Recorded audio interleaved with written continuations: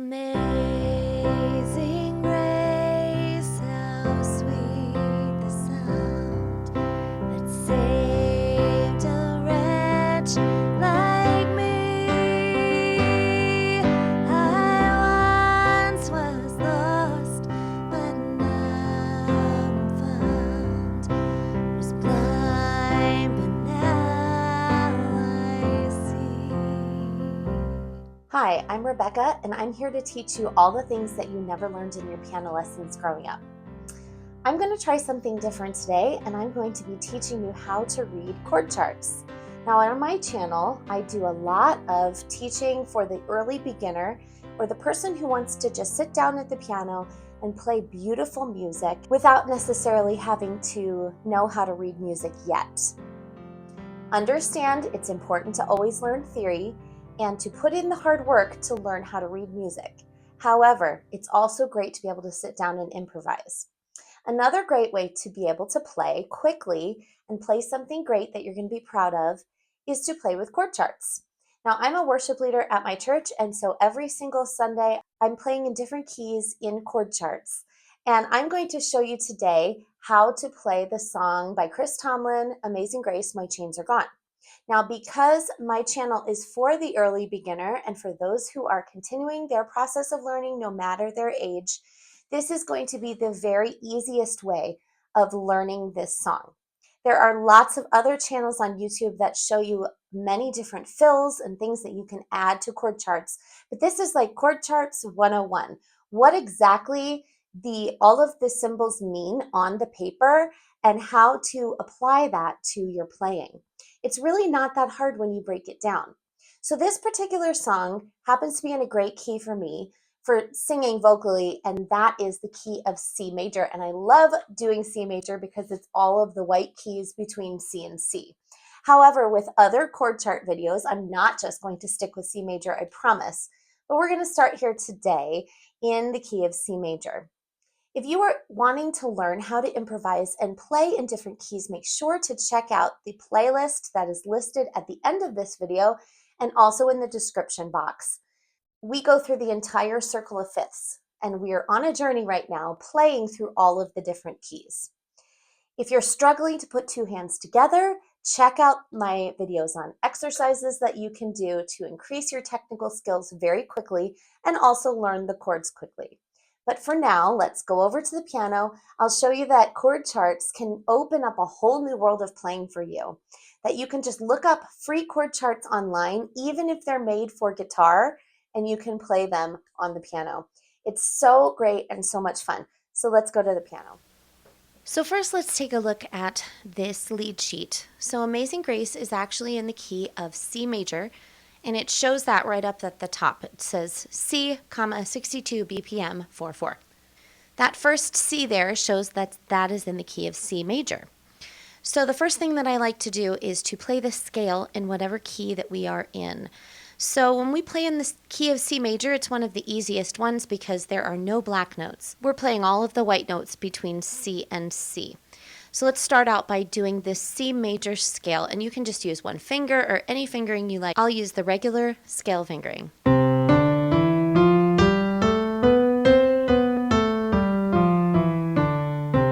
So that kind of gives us an idea, and our ears an idea of the key that we are playing in. All right, so when we form chords in the key of C major, we're going to start with that scale and we're going to build a triad on top of all of the chords. And this is going to be important later because we're going to be actually making the chords in our right hand. So I'm going to play these chords today in my right hand because that's the chords that we're going to use. So we start out by making a triad in C. C is going to be our bottom note, and then we go up 3. 1, 2, 3 to E.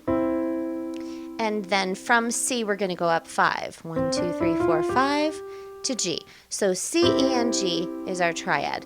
So keeping the same form of our hand, we're going to move up the scale and simply make a chord for each of the notes of the scale. So for each of the notes of the scale, it creates either a major, a minor, or a diminished chord. And that's important because we're going to see that on the lead sheet as well. So I'm going to call them out for you right now and play them along with me. So we have our 1 chord, which is our C major chord. 2 chord is D minor. 3 chord is E minor. 4 chord is F major. 5 chord, G major. 6 chord, A minor. Here's our diminished, is our B, our 7th. And then we're back to our 1 chord. Okay, so that's all the chords. And you can just kind of play through there and get an idea of what those chord names are for each one of those, all right? So, for chord charts, we're going to be playing with 2 hands, of course.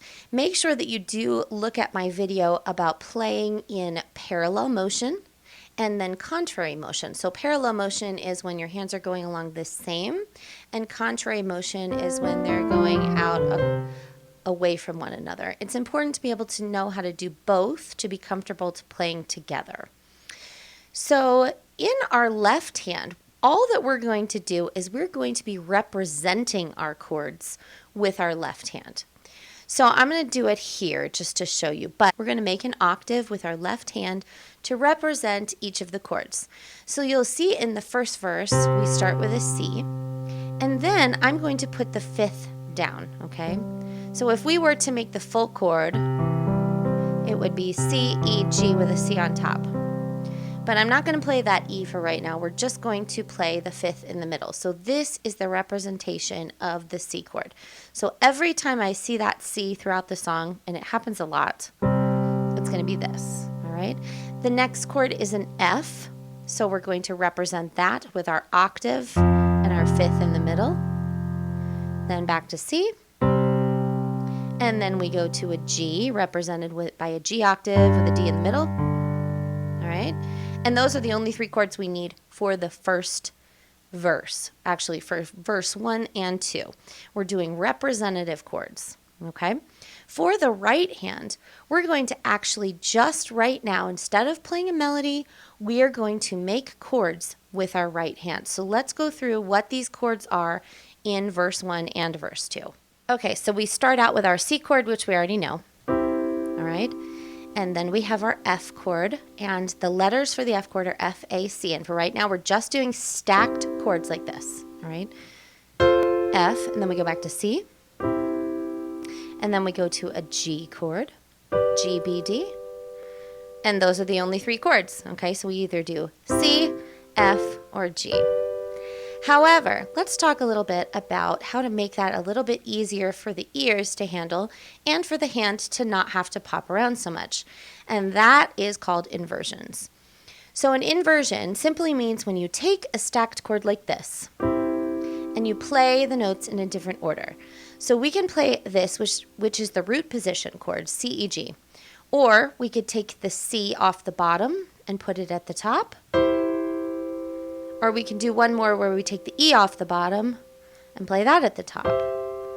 So all 3 of those are considered a C chord, and they are valid for playing with our right hand, okay? And then the same goes for the other 2 chords. So we have an F chord. Actually, I'll start down here. We have an F chord, F, A, C, or we could do the first inversion with the F on top, or the second inversion with the A on top. And then we get to our G. And our G, we're going to actually do something which I love to do the most with the 5 chord. So the G is the 5 chord, and the notes are G, B, and D. But what we're going to do is we're going to take that 3rd, which is a B, and we're going to move it up 1 to a C, like that. And then it causes a little bit of tension in our ear. We want to resolve that. We want so badly for it to go down, like that. So when we play it, and then we play the resolved, it just gives us a little bit extra to do, all right? So I want to look at the inversions of the G chord, all right? So we have, I'll start down here, we're G, C, and D. And we can also do that so that the G is on top, and then it resolves down this way, which is what I like to do a lot. Or we have one more where we take the C on top and resolve down to the B. But I like having a second on the bottom, so a lot of times I will do this one. okay? So that's what I'm going to be doing when I get to the G. So the reason inversions are important is because when we play our first C chord, we want to not have to pop up to here. Listen to this. All right, so let's find a better way to play that, all right? So we have our C chord, and then the notes for the F chord are F, A, and C, all right? We have already got a C down, so it would be a lot easier to use that C and go to this A, and then put our F right here, all right? So if we go from here to here, it sounds a lot better than this. Hear how there's more of a gap there for your ear to listen to. So for this song, I actually like to start with an inversion of the C chord. Okay, so if we start here, we have C, E, and G, but I put the G on the bottom. So instead of playing this stacked chord, I'm going to put the G on the bottom. And then when we go to our inversion of our F chord, it's right there. Do you hear that? Then our next chord is our sustained G, or our suspended G, depending on how you learned that. Either way is correct.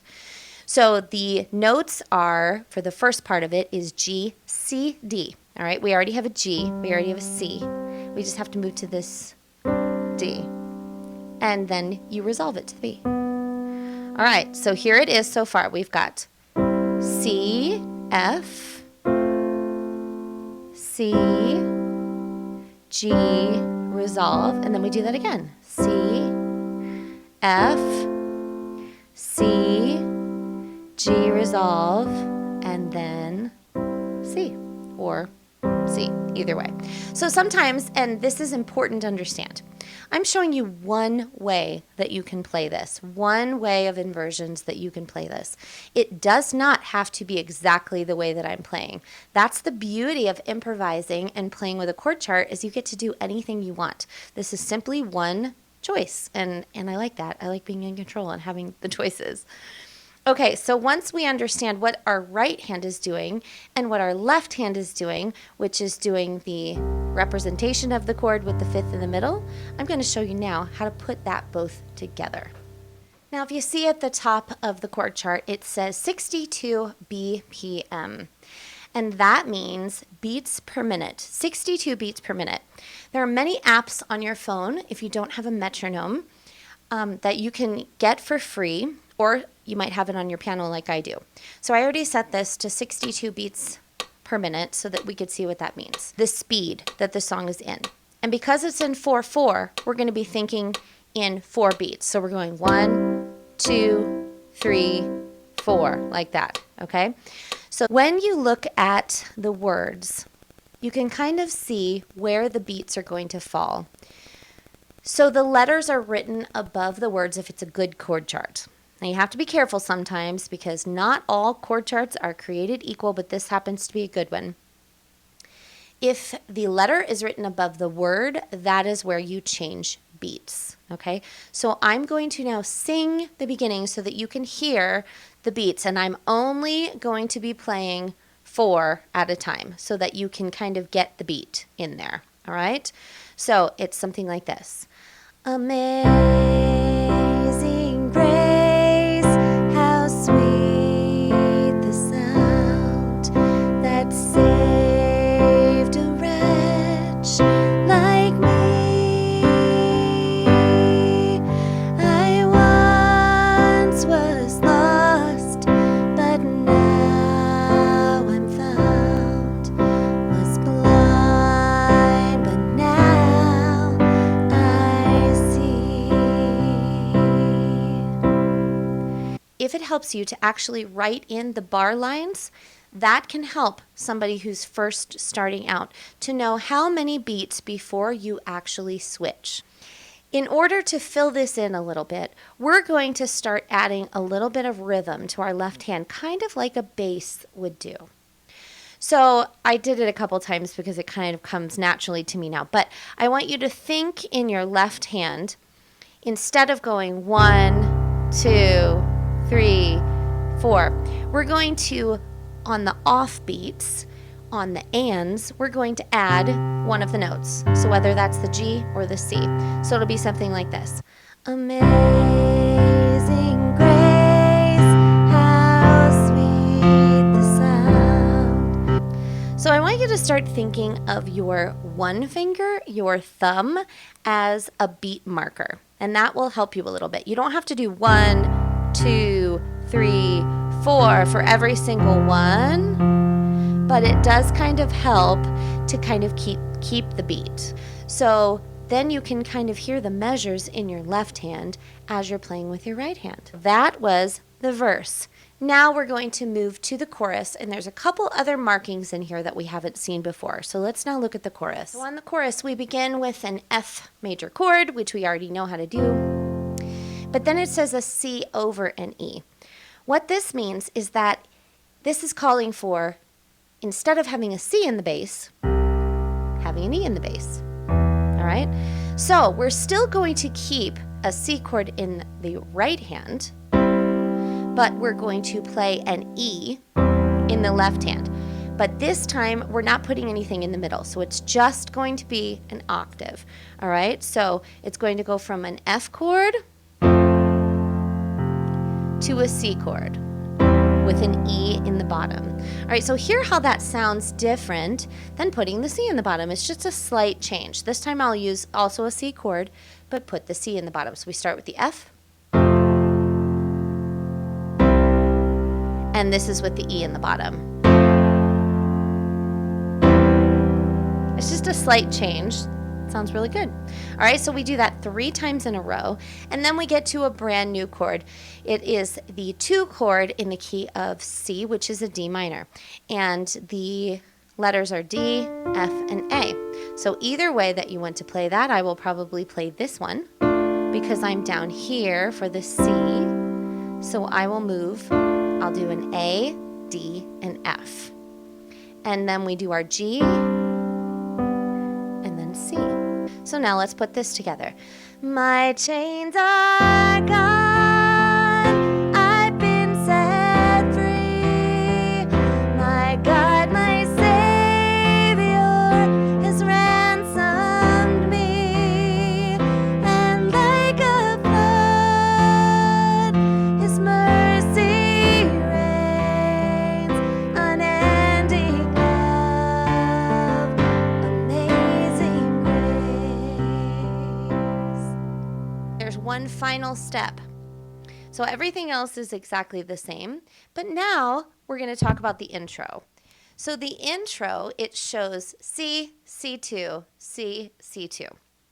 So the C is this, and then the C2 is adding our second note, like that. So when you see the C at the beginning, and then a bar line, and then C2, it means a measure of 4. So there are 4 measures that start out this introduction. And the melody line that we're going to use is just C, D, E.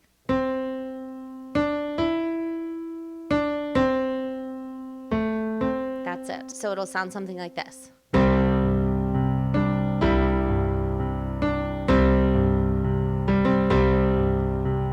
And then we begin. So that's our introduction. And then you just sing the whole thing through. And that is the entire chord chart. So as you get better and it's easier to move your hands around, then you can start adding inversions. You can start adding extra notes in there. You can change up the way you do the left hand. But those are all steps for when you become comfortable with the chord changes and how it all works. I hope you enjoyed that. It was so much fun to teach you how to play this song in the key of C major, and I look forward to adding other songs as we go along. If you have any specific requests, make sure to leave a comment below and let me know, and I'll see what we can do. For now, I'm so proud of you for working hard, and some of you who are here are in your retirement age and you're picking up piano for the first time, and I am just so inspired by that. I think it is so exciting, and I just want to encourage you to keep going. Keep practicing, play along with me, and know that I'm your biggest fan. I'm so proud of you. Keep practicing.